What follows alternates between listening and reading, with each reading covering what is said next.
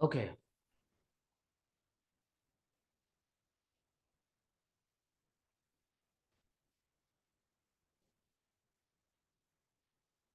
भरत, आवाज आ रही है आपको? जी हाँ, हो गया okay connect. Okay okay. Actually 40 minutes में ये डिस्कनेक्ट होता है, इसकी वजह से। हाँ जी। ओके। अनइंस्टॉल कर रहे थे एनाकोंडा को। ये देखो, टाइम ले रहा अनइंस्टॉल होने में भी, और इंस्टॉल होने में भी टाइम लेगा। तो मैं कह रहा हूँ कि इतना हैवी प्लेटफॉर्म डाउनलोड करने की जरूरत क्या है। तो मेरा मोटिव एक ही है, एक्सप्लोर करवाना, कि इसको एक्सप्लोर कर लो। लेकिन मैं बिल्कुल इसको यूज नहीं करूंगा। ठीक है, इसके जगह पे मैं एक क्लाउड सर्विस बता दूंगा। क्लाउड सर्विस जो गूगल की है, गूगल कोलैब कहते हैं। जुपिटर का यू कह लो, वो बड़ा भाई है बिल्कुल। ठीक है। मतलब जुपिटर आपके मशीन के सीपीयू को यूज कर रहा है ना, प्रोसेस करने के लिए डेटा को। वो गूगल के इंजन, गूगल के सीपीयू को यूज करता है। लेकिन उसको चलाने के लिए इंटरनेट की जरूरत पड़ती है। ठीक है। और आपके पीसी में 8 GB रैम होगा, 16 GB रैम होगा, वहां पे फ्री में 12.68 GB रैम मिल रहा है। ठीक है। तो वो ज्यादा बेटर ऑप्शन होता है। और स्टोरेज के लिए आपका जो ड्राइव है ना, जीमेल से अटैच जो ड्राइव है, 15 GB का जो फ्री स्पेस मिला हुआ, उसको यूज कर लो आप। वो वही यूज करता है। गूगल जब 15 GB का स्पेस दे सकता है, बहुत सारे एक्सेल शीट दे सकता है, वहां पे शीट का भी ऑप्शन है, बहुत सारे फीचर्स दे सकता है, तो वो एक क्लाउड की सर्विसेज भी दे सकता है, जिसपे deep learning, data science, data analysis का काम आप कर पाओ। ठीक है। चलो अभी इसको अनइंस्टॉल होने दो आप। ठीक है, तब तक। हाँ, ये तो रिक्वायर्ड है ना? हाँ हाँ, ठीक बात है, ये तो बात सच है। इंटरनेट चाहिए उसके लिए, हाँ, उसके लिए कुछ नहीं कर सकते, है ना? चलो, एक बार अनइंस्टॉल हो तब तो टाइम लेता है ये अनइंस्टॉल होने में भी और इंस्टॉल होने में। चलो, तब तक मैं आपको गूगल कोलैब सिखाता हूँ। ठीक है।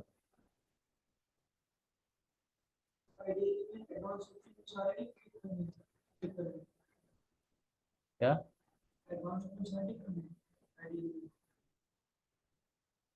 हाँ, करो करो करो।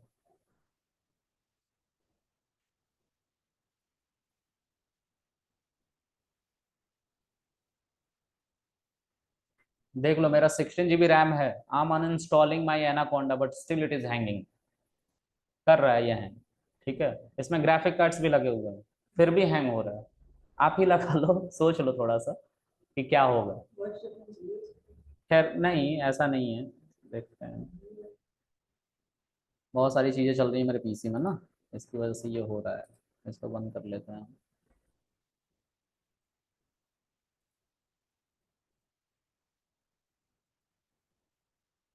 इसको अनइंस्टॉल होने देते हैं आराम से, कोई दिक्कत नहीं है। अच्छा ठीक है। अब हम गूगल कोलैब के बारे में तब तक समझ लेते हैं, जब तक वो अनइंस्टॉल हो रहा है। ठीक है। आप सबके पास ईमेल आईडी है। उस ईमेल आईडी में 15 GB का ड्राइव स्पेस है ना, गूगल के द्वारा प्रोवाइड किया हुआ है ना। गूगल का ही अपना सर्विस है, ईमेल सर्विसेज, जो @gmail वाली जितनी है एक्सटेंशन वाली ईमेल, वो सब गूगल की है। ठीक है। तो गूगल आपको आइडेंटिफाई आपके ईमेल से करता है। मेरा ईमेल मैं ये वाला यूज कर रहा हूँ। ठीक है। ये यहाँ पे दिखाई दे रहा है आपका भी। जो ये ईमेल आईडी है, इसी के अंदर, इसी के ड्राइव को यूज करके, इसी के ऊपर गूगल कोलैब को चलाया जाएगा। ठीक है।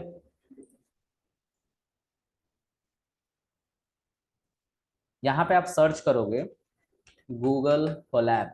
ठीक है, एंटर करो आप। Welcome to Colaboratory. Google Colab का पूरा नाम कोलैबोरेटरी है। ठीक है। ये एक छोटी सी इसके पीछे कहानी है। कहानी ये है कि 1998 से हम डेटा प्रोसेसिंग कर रहे हैं। ठीक है। पहले सी की मदद से करते थे, फिर C++ की मदद से करना स्टार्ट किए। बाद में .NET आया। ठीक है। और जावा आया। यही थे जो ये काम कर रहे थे डेटा प्रोसेसिंग का। ठीक है। 1998 से, मतलब डीप लर्निंग का जो काम हो रहा था, मशीन लर्निंग, एआई का काम हो रहा था, वो इन चारों से हो रहा था। ठीक है। लेकिन रिजल्ट्स अच्छे नहीं आ रहे थे, और तब तक डीप लर्निंग भी इतना इनहेंस नहीं हुआ था। ठीक है। खैर, लोगों ने अज्यूम किया और देखा। अब सी, मेरे घर में मेरे अंकल 2003 में पीसी लेके आए थे। ठीक है। उसकी रैम जो थी, 2 स्लॉट लगते थे, 2 रैम स्लॉट थे उसमें। एक में 512 MB रैम थी और एक में 256, मिलके 1 GB भी नहीं हुई। ठीक है। तो 1 GB से कम रैम पे मेरा पीसी चल रहा था उस समय, जो मेरा अंकल चला रहे थे।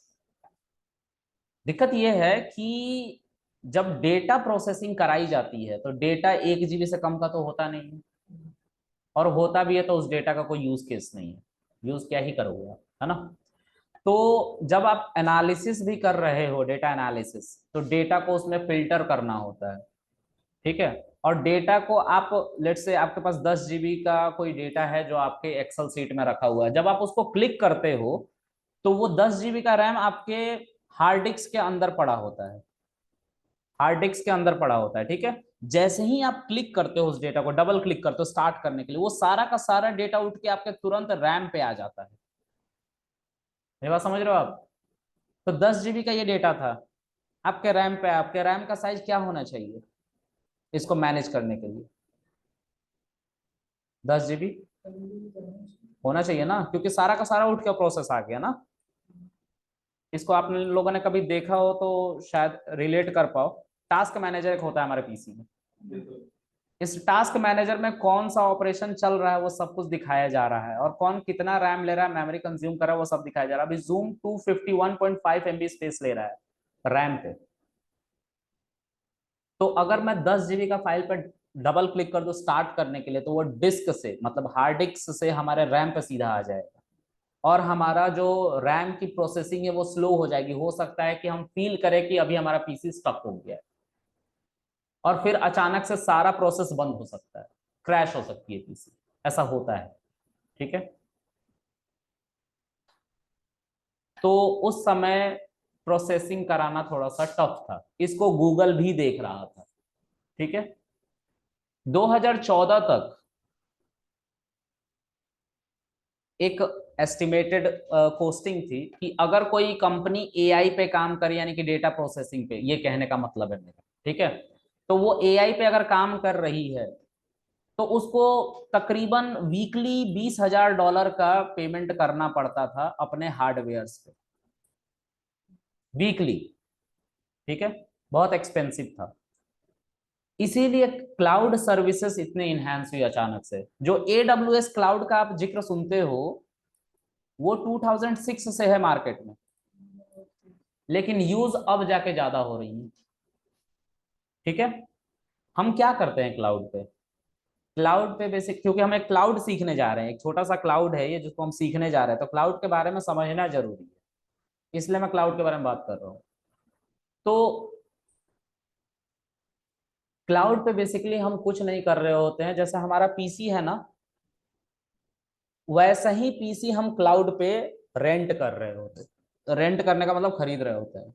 बिल्कुल ऐसा समझो कि आपको अपने घर से ऑफिस जाना है, और आप जाना चाहते हो कार में, तो आप कार को परचेज करोगे तो 4-5 लाख 6 लाख रुपए की तो कार आएगी। लेकिन 200 रुपए में आप ऑफिस पहुंच जाओगे कार में, मतलब आपने कार खरीदी भी नहीं और कार की सर्विसेज भी ले ली। वही है क्लाउड। तो एक छोटा सा स्टेटमेंट दिया गया है क्लाउड के लिए। अगर आपसे कोई पूछता है व्हाट इज क्लाउड, तो a service which is work on पे एज यू यूज, जितना आप यूज करोगे उतना पे करो, उस पे काम कर रही है, वही है क्लाउड। ये एक स्टेटमेंट है छोटा सा। ठीक है। बाकी जैसे अभी आप ओला खोलोगे, रेंट की ही बात कर रहा हूँ तो रेंट पे ही बात कर लेते हैं। तो उसमें कार से भी आप जा सकते हो, बाइक से भी जा सकते हो, अलग अलग फीचर्स है ना, अलग अलग सर्विसेज है ना। इसी तरह से क्लाउड पे 200 से ज्यादा सर्विसेज है AWS की। समझ में आ रही बात। तो हमें बेसिकली, जब आप कभी क्लाउड जाके आगे पढ़ना, तो 2 तरीके के क्लाउड पढ़ना, एक S3 बकेट पढ़ना और दूसरा EC2 पढ़ना। ठीक है। उसकी जरूरत होती है। ठीक है। बट एनीवेज यहाँ पे आते हैं। तो इसको जब गूगल देख रहा था कि भाई $20,000 का खर्च आ रहा है, तो क्यों ना गूगल कोलैब बना दिया जाए इनके लिए, जिसमें हम जियो की तरह कुछ करेंगे। एज इन हम यूजर को आदत लगा देंगे अपने प्रोडक्ट की। 12 GB रैम फ्री का दे देंगे हम उसे, तो उसे आदत पड़ जाएगी।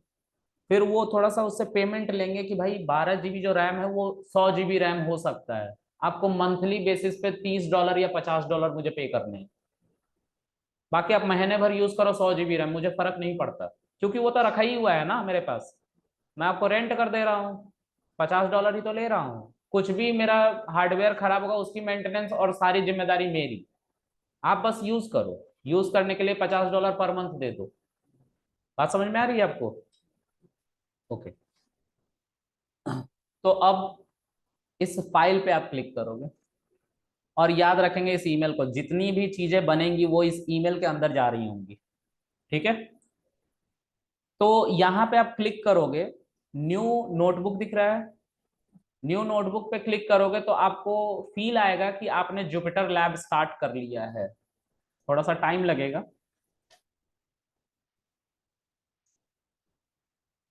सी, IPYNB, यही तो था जुपिटर, यही था ना, दिस इज जुपिटर, और कुछ नहीं है। लेकिन ये जुपिटर इंटरनली वहां पे लोकल होस्ट लिखा हुआ आता था ना, लोकल होस्ट, लोकल होस्ट, फिर कॉलन 3 टाइम 8 आता था, या 99089 या 9988 आता था पोर्ट नंबर। ये एक्चुअल में गूगल के इंजन पे चल रहा है, इसलिए यहाँ पे लोकल होस्ट नहीं लिखा हुआ आ रहा है। ठीक है? अब थोड़ा और समझते हैं इसके बारे में। इसका नाम अगर आपको बदलना है इस फाइल का, तो नाम बदलते हैं। इसका नाम लेट से मैं दे देता हूँ वीकडेज 7 PM, क्योंकि मैं वीकडेज 7 PM रात को पढ़ाता हूँ 7 बजे, तो मैं वही नाम दे देता हूँ। एक्सटेंशन में बदलाव नहीं कर सकते हैं, उसके लिए हम बिल्कुल अलाउड नहीं है। ठीक है? तो वीकडे 7 PM नाम से ये फाइल बनी। अब थोड़ा सा वेट करने के बाद अगर हम अपने ड्राइव के अंदर चले गए गलती से या इंटेंशनली, ये हमारा ड्राइव था, इसके अंदर आ गए हम, और एक बार इसको रिफ्रेश कर लेते हैं। थोड़ा सा रुक जाते हैं इस पे, सेव कर रहा हूं मैं इसको। ये ऑटोमेटिक सेव होता है, ये ऑटोमेटिक सेव होता है, हाँ ये ऑटोमेटिक सेव होता है, लेकिन मैं यहाँ पे देखना चाहता हूँ ना रिजल्ट, इसलिए थोड़ा जल्दी से इसको कर रहा हूँ। वीक डेज 7 PM, IPYNB, यही था ना, आ गई, ये आपके ड्राइव में जा रही है। अब ये तो रिसेंट में जो खुली है वो दिखाई दे रहा है, कहाँ ड्राइव में बेसिकली है। तो हम नीचे थोड़ा सा आए तो हमें गूगल कोलैब नोटबुक नाम की एक फोल्डर मिलेगी। उस फोल्डर के अंदर अभी तक मैंने जितनी भी IPYNB फाइल बना रखी है वो सारी की सारी आएंगी। तो ये देखो आप, वीकडे 7 PM IPYNB मैंने बनाया है एज ऑनर, क्योंकि इस ईमेल का ऑनर मैं हूं, और 8:04 पे बनाया है रात को। ठीक है? इसमें 324 बाइट्स का स्पेस मैंने यूज कर रखा है ऑलरेडी। तो ये मुझे स्पेस कौन प्रोवाइड कर रहा है? ड्राइव। और ड्राइव किसका प्रोडक्ट है? गूगल का। तो उन्होंने सब कुछ मैनेज कर रखा है यहाँ पे। ठीक है? अब आपको अपने लोकल मशीन पे रिलाई करने की जरूरत ही नहीं है, प्रोसेसिंग भी फास्ट होगी, इंटरनेट की स्पीड बस फास्ट होनी चाहिए। तो इस पे काम करने का एक ही रिक्वायरमेंट है, 10 Mbps की स्पीड तो आनी चाहिए। मतलब 10 Mbps का मतलब है कि 100 Mbps की आपकी स्पीड, इंटरनेट की स्पीड होनी चाहिए, क्योंकि 1/8 आता है स्पीड जितने भी आपकी होती है। जैसे 100 Mbps ले रहे हो तो 1/8 उसका आता है स्पीड, डाउनलोडिंग और अपलोडिंग पर सेकेंड। ठीक है? चलो आगे देखते हैं। अब यहाँ पे मैं सिर्फ प्रिंट हेलो वर्ल्ड लिख दूं, इससे काम नहीं चलेगा। यहाँ पे भी प्रिंट, यहाँ पे ये भी शेल कहलाती है, लेकिन ये शेल बहुत एडवांस शेल है, आइडियली शेल नहीं है। उसमें एक बार में एक ही लाइन लिख सकते थे और दूसरा लाइन लिखने जाते थे तो वो कोड चल जाता था, राइट? यहाँ पे आप जितनी मर्जी उतने लाइन के कोड एक साथ लिखो। ठीक है? 2 लाइन के कोड लिख लिया, 3 लाइन के लिख लिया, जितनी मर्जी उतने लाइन के कोड लिखो, लेकिन सिर्फ लिख देने से नहीं चलेगा। यहाँ पे एक बटन है, इसका मतलब है कनेक्ट। ये कनेक्ट जब क्लिक करोगे तो ये गूगल के सर्वर पे एक स्पेस अक्वायर करेगा उसके रैम पे और डिस्क पे, यानी कि हार्ड डिस्क पे। तो इस पे क्लिक करो और ये थोड़ा सा टाइम लेगा और रैम और डिस्क दोनों एक्वायर कर लेगा। और वो रैम का साइज होगा 12.68 GB। अब देखो, आपकी लाइफ में अभी तक एक ही रैम था, ठीक है, लेकिन रैम 3 तरीके के होते हैं। ठीक है? एक रैम जो आपके पीसी में लगा हुआ है और लैपटॉप में लगा हुआ है वो दोनों सिमिलर है। ठीक है? वो नॉर्मल रैम है। आप लोगों ने क्रिप्टो करेंसी के बारे में सुना है? क्रिप्टो करेंसी में माइनिंग के बारे में सुना है? माइनिंग का मतलब क्या होता है, किसको पता है कुछ? बेसिकली क्रिप्टो करेंसी जो है ना,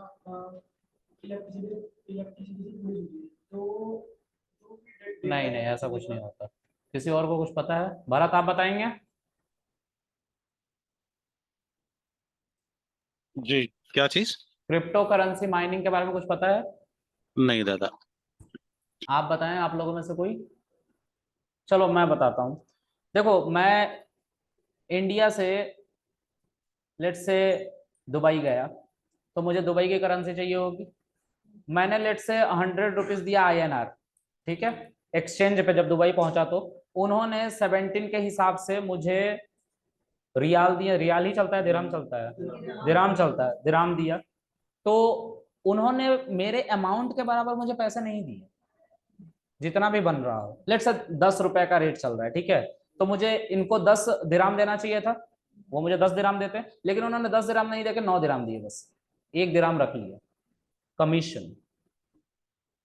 क्रिप्टो करेंसी माइनिंग में कमीशन हम ले रहे होते हैं, हम कुछ बनाते बनाते नहीं है, ठीक है। हम इस प्रोसेसिंग के कमीशन को खा रहे हैं, ठीक है। चलो एनीवेज, इसको रखते हैं साइड में, इसके पीछे की बात करते हैं, जिसको जिसके लिए इसको टॉपिक को उठाया है।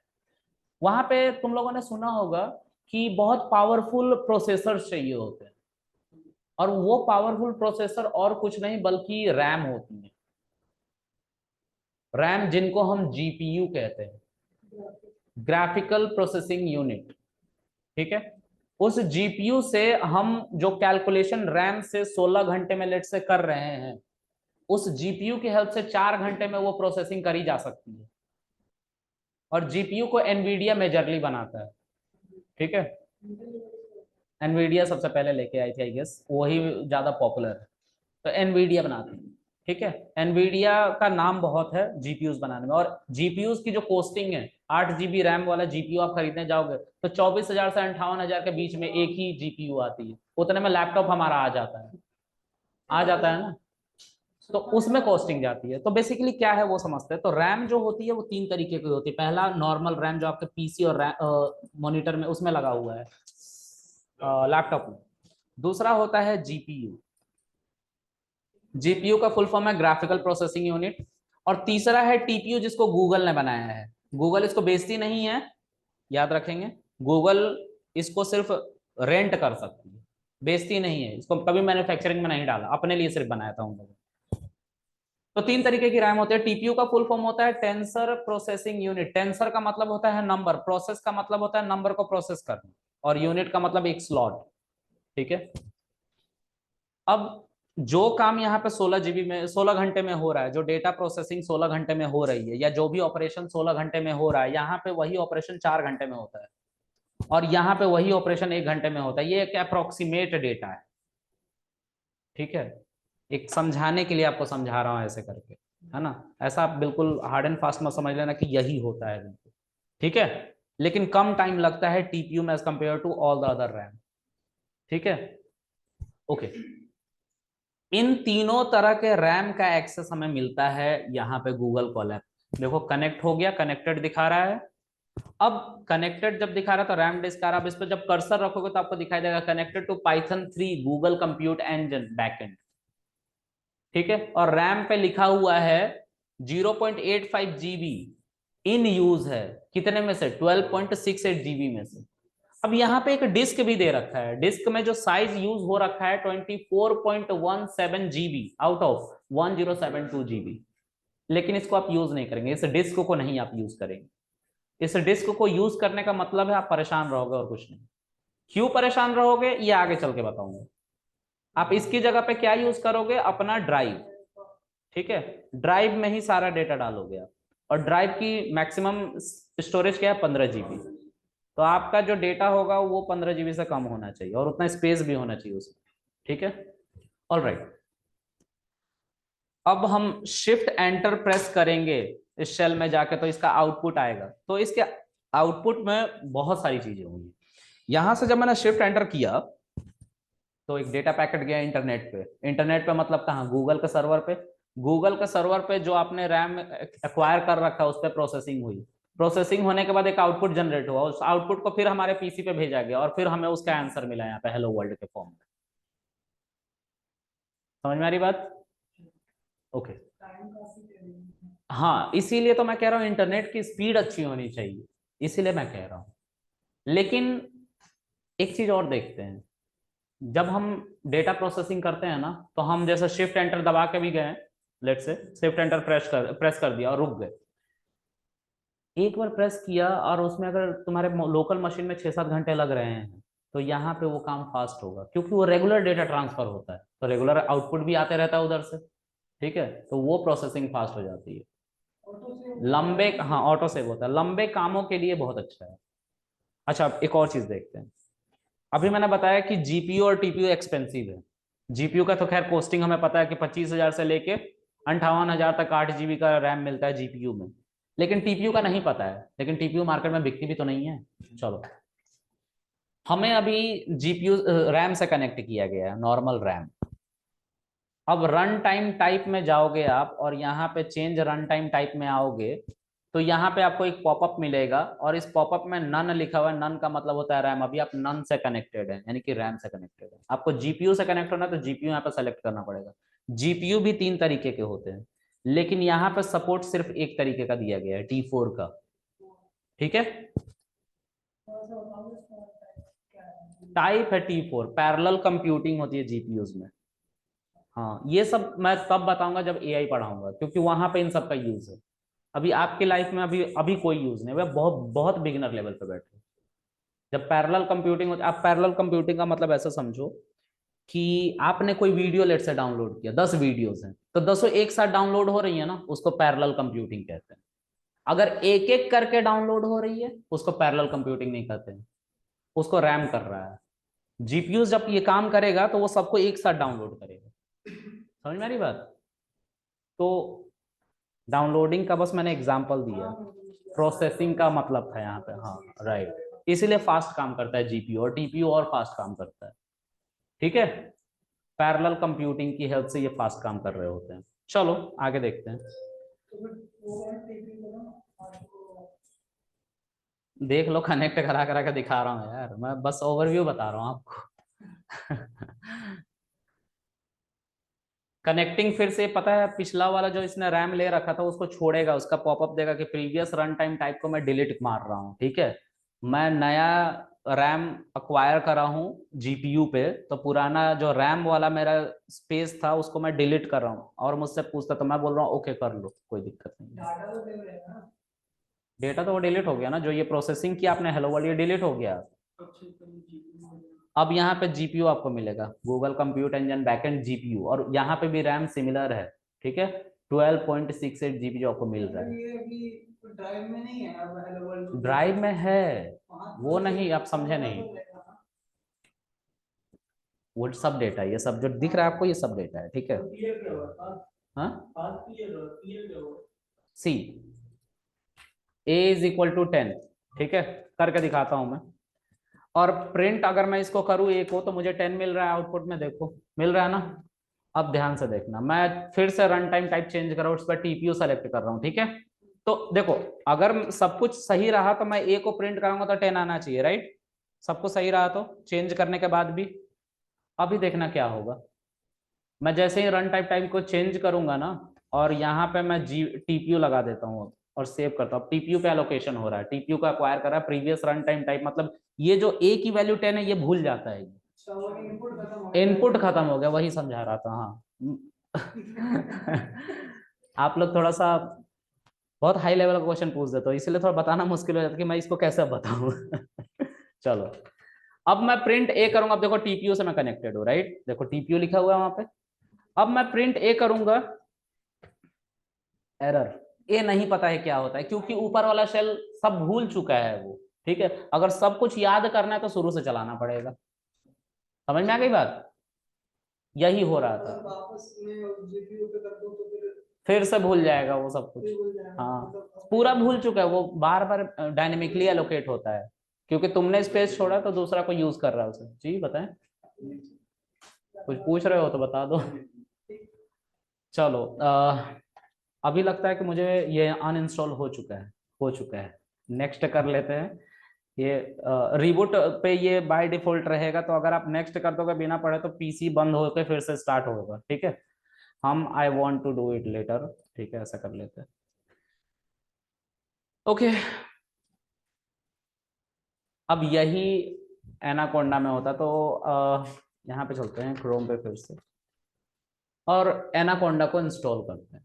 देखो गाइज, इसके बारे में मुझे बताना था, मैंने बता दिया, ठीक है। बाकी आप थोड़ा सा इसको अपने भी एक्सप्लोर करना, और मैं इस पे भी काम कराऊंगा। कभी कभी ऐसा होगा कि रैम की शॉर्टेज पड़ जाएगी मुझे, लेकिन पहले होता था, अब तो मेरा खुद का 16 GB वगैरह है, तो मुझे नहीं पड़ेगी शॉर्टेज। हाँ, इसके अलावा एक और है Azure Databricks। अगर शॉर्टेज और पड़ गई तो 15 GB का स्पेस भी हमें फ्री में मिलता है, 15 GB रैम, उसको मैं सिखा दूंगा, ठीक है। लेकिन शॉर्टेज अब नहीं पड़ेगी, अब जहां तक उम्मीद है, ठीक है। आगे देखते हैं। तो हम एनाकोंडा इंस्टॉल करने जा रहे हैं। देखो, एनाकोंडा को इंस्टॉल करना बहुत एक घाटे का सौदा है, बहुत बड़ा टूल है ये। 787 MB का तो खुद का सेटअप है, और ये भी क्रॉस प्लेटफॉर्म, मतलब ये लिनक्स पे भी चलता है, विंडो पे भी चलता है, मैक पे भी चलता है। मैंने बोला ना, जितने डेवलपमेंट किट बनाए गए हैं सब क्रॉस प्लेटफॉर्म बनाए गए हैं, क्योंकि डेवलपर को बिल्कुल पसंद नहीं है कि वो विंडो पे चले, लिनक्स पे ना चले। कल को उसको लिनक्स पे काम करना पड़ गया तो वो तो परेशान हो जाएगा, राइट। तो यहाँ पे विंडोज पे आप क्लिक करोगे, या यहाँ पे डाउनलोड्स फॉर विंडोज, इस पे क्लिक करो, इंस्टॉलेशन स्टार्ट हो गई। 787 MB का सिर्फ सेटअप है। हाँ, बहुत टाइम ले लेगा, और अभी इंस्टॉल होने में, हाँ, टाइम बहुत लेगा। चलो एक काम करते हैं, इसका बड़ा भाई यानी कि गूगल कोलैब तो सीख ही चुके हैं, जहाँ पे सेम टाइप के फाइल बनते हैं। मेरे पास एक आसान सा तरीका है, ठीक है। पाइथन इंस्टॉल कर लिया ना आप लोगों ने, एनाकोंडा मत इंस्टॉल करो, ठीक है। आप ये करो, CMD स्टार्ट करना। पाइथन इंस्टॉल्ड है ना सबका? पाइथन इंस्टॉल्ड होगा तभी ये काम करना आप, है ना? हाँ, पाइथन पहले इंस्टॉल कर लेना, ठीक है। अब यहाँ पे इसको इग्नोर करना, ठीक है। मेरा में ऑलरेडी इंस्टॉल है, बच्चों को पढ़ा रहा था मैं, इसलिए मैं पहले अनइंस्टॉल कर लेता हूँ, फिर उसके बाद चलो अब बंद कर लेता हूँ। अब आपको यहाँ से करना है जो करना है, ठीक है। आप ऐसे खोलोगे CMD, एडमिन मोड से खोलने की जरूरत नहीं है, नॉर्मल वाला CMD खोल लेना। आप यहाँ पे लिखोगे पिप install Jupiter lab, that's it. Enter कर देना, इंटरनेट ऑन होना चाहिए। तो ये जुपिटर लैब को इंस्टॉल कर रहा है, ठीक है। एक और भी चीज है, अगर आपका ऐसे नहीं चलेगा इंस्टॉल करने के बाद, तो आप लिखोगे पिप इंस्टॉल जुपिटर लैब, के बीच में मैंने स्पेस दिया था ना, उस स्पेस को हटा देना, जुपिटर लैब को एक साथ लिख देना, ठीक है। रिकॉर्डिंग में है। पहले पहले पहले उनको पाइथन इंस्टॉल करवाओ, पहले पाइथन इंस्टॉल करो। सी, मेरा यहाँ पे इंस्टॉल हो चुका है, ठीक है। अब देखो, अगर आपका, मैं यहाँ पे जुपिटर लैब लिखूंगा, ठीक है। जुपिटर लैब लिखूंगा तो जुपिटर लैब खुल जाएगा सीधा। ये नहीं खुल रहा है, नहीं खुल रहा है, मतलब इंस्टॉल नहीं हुआ है, ठीक है। तो अब कौन सा मोड यूज करना है? पिप इंस्टॉल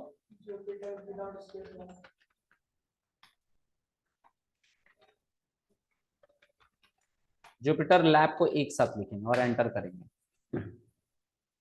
देखो इंस्टॉलेशन स्टार्ट होने लग गई, ये फिलअप होने लग गए लाइंस, ये इंस्टॉलेशन है, ठीक है। टाइम लगता है थोड़ा सा, ये तकरीबन 30-40 MB की फाइल है। अभी 787 MB का सेटअप आप डाउनलोड कर रहे थे, और मैं कह रहा हूँ 30-40 MB में ही काम हो जा रहा है, तो क्यों मैं उतना बड़ा सेटअप इंस्टॉल करूंगा? मैं नहीं करूंगा कभी, ठीक है। हो गया ये इंस्टॉल। अब यहाँ पे आप जुपिटर लैब लिखो। ये इसलिए लिख रहे हैं क्योंकि जुपिटर इंस्टॉल हो चुका है और मैं इसे स्टार्ट करना चाहता हूँ इस पे कोडिंग करने के लिए। तो ये इंटरनली एक ब्राउजर की मदद से खुलेगा। ब्राउजर अब कुछ भी हो सकता है, आपका क्रोम हो सकता है, आपका एज हो सकता है, आपका फायरफॉक्स हो सकता है, ओपेरा हो सकता है, यूसी हो सकता है, जो मर्जी सो हो सकता है। मेरा इसने एज यूज किया है, एज ब्राउजर जो है माइक्रोसॉफ्ट का, उसको यूज किया है, ठीक है। देखो खुला। लेकिन यहाँ पे अब ये गूगल का इंजन तो यूज नहीं कर रहा ना, क्योंकि गूगल कोलैब नहीं है।